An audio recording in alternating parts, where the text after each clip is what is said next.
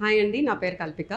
Congratulations to Volga videos for reaching to 18 million subscribers, which is very huge, and wishing them a lot of more subscribers in future. ఇంకొక director, ఈయన గురించి చెప్పుకోవాలి. మన సంక్రాంతి వచ్చిందంటే hit అయిన జేబులో వేసుకుని వెళ్తా ఉంటారు, అనిల్ రావుపుడి గారు. అసలు పటాస్లో మీది one of the iconic character అని చెప్తాను నేను. అస్సలు ఎవ్వరు మర్చిపోలేరు కూడా. ఏంటి మధునందన్ ఈ టైప్ ఆఫ్ క్యారెక్టర్ కూడా చేస్తారా అని ఒక కోణం రేజ్ అయింది. అసలు మీకు ఆయన ఏం చెప్పారు, మీరేం విన్నారు? అంటే పటాస్ అప్పుడు యూజువలీ మన దగ్గర ఈ హిజ్రా క్యారెక్టర్స్ కానీ లేకుంటే ఈ క్యారెక్టర్స్ చేసినప్పుడు వాటిని కామెడీ చేస్తారు. మన కామెడీకే వాడతాం మనం సినిమాలో. అవును. కానీ ఈ సినిమాలో ఆయన క్యారెక్టర్ చెప్పినప్పుడు అది సీరియస్ క్యారెక్టర్, సినిమాకు ఉపయోగపడే క్యారెక్టర్, టర్నింగ్ పాయింట్, సినిమాకు ఉపయోగపడే క్యారెక్టర్. సినిమాకు ఉపయోగపడే క్యారెక్టర్ ఏదున్నా ఏదైనా ఎలా ఉన్నా నేను చేయడానికి రెడీ ఉంటాను. ఓకే, సినిమాకు ఉపయోగపడాలి అది. ఓకే, అది ఇద్దరు సినిమా కన్నా ఉపయోగపడాలి లేదా నాకన్నా ఉపయోగపడాలి. నేను ఫస్ట్ ఎక్కువ ప్రిఫర్ చేస్తాను. సినిమాకు ఉపయోగపడే క్యారెక్టర్లు అయితే ఏమవుతుందంటే గుర్తుపెట్టుకుంటారు, ఆడియన్స్ కి గుర్తుంటది. అండ్ సినిమా అరే నిండుగుంటది, ప్రతి క్యారెక్టర్ సినిమాకు ఉపయోగపడితే అలాంటి సినిమాలు బాగా హిట్ అవుతాయి. సో నేను అది అలాంటి పడాలి అని ఎప్పుడు ఒక మైండ్ లో ఎప్పుడు ఒక టిక్ మార్క్ ఉంటది నాకు. సినిమాకు ఉపయోగపడే క్యారెక్టర్లు చెయ్యాలి, చేస్తే మంచిది. మనకు యాజ్ అన్ యాక్టర్ మనం కనపడతాము ఎక్కడో ఒక దగ్గర, మన అవకాశాలు అరే ఇది చేయగలడు అని మనం ప్రూవ్ చేసుకునే ఛాన్స్ ఉంటుంది అని. సో ఆయన చెప్పినప్పుడు నేను ఒకటే చూసుకున్నాను, this is not a regular comedy kind of a character. Okay, ఇందులో సీరియస్నెస్ ఉంది అండ్ సినిమాకు ఉపయోగపడుతుంది క్యారెక్టర్. చేసేసాను బ్లైండ్ గా అంతే.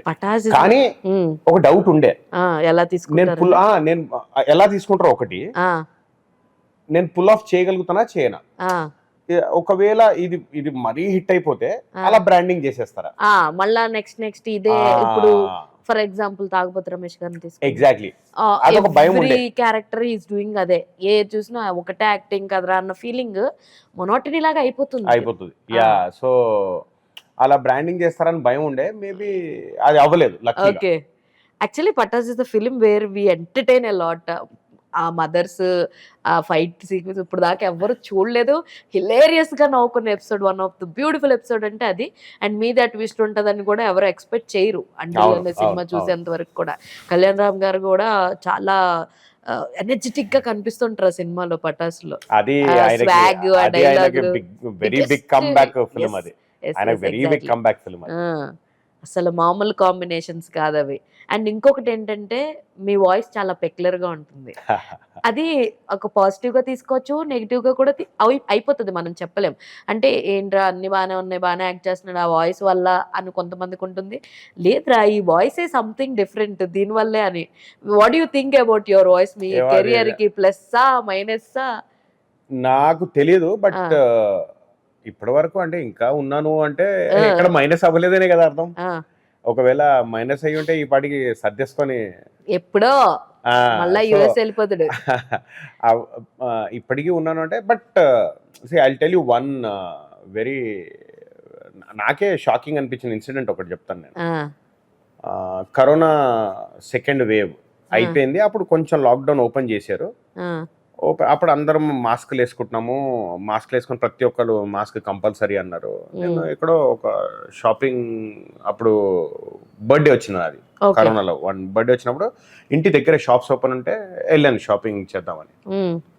మాస్క్ వేసుకున్నాను, హుడీ వేసుకున్నాను, బికాస్ అప్పుడు కంపల్సరీ కదా మాస్క్ మనకు. వేసుకొని షాపింగ్ చేసుకున్నాను, షర్ట్ తీసుకున్నాను, నాతో పాటు కొంతమంది తీసుకున్నారు.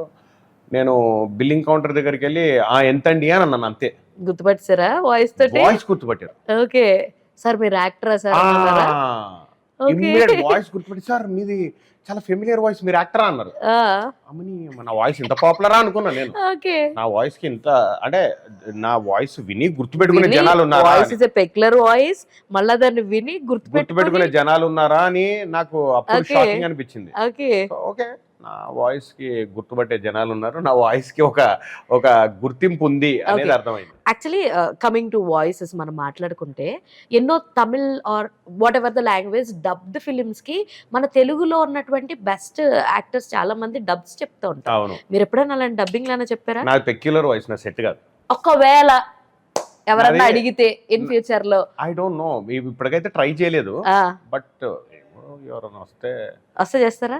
ఏదన్నా ఇప్పుడు వేరే భాషలో ఉన్న ది బెస్ట్ క్యారెక్టర్ ఆర్టిస్ట్ ఎవరైనా వచ్చారనుకో ఫర్ ఎగ్జాంపుల్, చెప్తే మంచిదే కదా. యాక్చువల్లీ ఈజీగా నేను ఎలాంటి డబ్ సినిమాలు వచ్చినప్పుడు ఈ వాయిస్ ఆయన చెప్పారు, ఆ వాయిస్ ఆయన చెప్పారు, ఐ విల్ గెస్ ఇట్ అన్నమాట. ఎగ్జాక్ట్లీ, కానీ అదే అంటున్నా, నా voice like you said it's a peculiar voice, అవును. అది సెట్ అవ్వాలి కూడా, డైరెక్టర్లు కూడా వాళ్ళకి కూడా నచ్చాలి, వాళ్ళకు ఒక ఫీలింగ్ ఉంటది కదా, ఇది సెట్ అవుతుందా అవ్వదా అని. నాది వెరీ పెక్యులర్ వాయిస్, నాకే తెలుసు, బట్ ఇప్పటి వరకు అయితే దేవుడి దయ వల్ల నెగిటివ్ అవ్వలేదు. అది అన్ని నేను చేసే ప్రతి క్యారెక్టర్ కి హెల్పే అయ్యింది. Hi, na peru Yashna. Congratulations to Volga Videos for 18 million subscribers.